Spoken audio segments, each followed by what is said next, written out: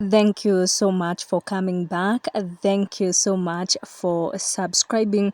If you have watched our previous video, Nejo, you have the sad news, the information, the 5 babies born yesterday.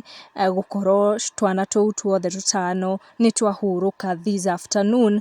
Kenyans aingĩ nenda-inĩ cia ũkinyanĩria nĩ makorwo magĩcakaya na ruo rũnene na makorwo magĩtũma ndũmĩrĩri ciao cia pole kũrĩ the couple kũrĩa kaunti ya Nakuru thutha wa mũmbunge wa kaunti ĩyo gũkorwo agĩshare the sad news, na aingĩ nĩ makorwo makĩũria what has happened between yesterday and today morning.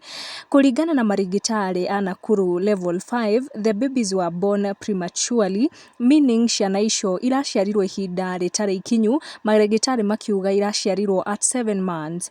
Mũthenya wa ira the hospital nĩ irakorirwo ikĩhithũria atĩ ciĩga cia mwĩrĩ cia ciana icio itirarĩ well developed, marigitari makĩhithũria atĩ the babies weighed between 500 to 650 grams, kĩrĩa kĩracũngĩrĩirie ciana icio ikorwo igĩikio incubators nĩguo ikorwo nginya ikĩhota kũhihia, tondũ ta ũrĩa tũraiguire ciĩga cia mwĩrĩ cia ciana icio itirarĩ well developed.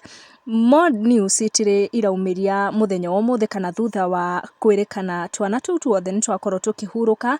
Nĩ tũrathiĩ na mbere gweterera ndũmĩrĩri ya ũmũthĩ ya thibitarĩ, tũgathiĩ na mbere gũtũma pole citũ kũrĩ the Nakuru couple, na may the angels rest well. Tuchamanie in our next video. Make sure ni wa subscribe.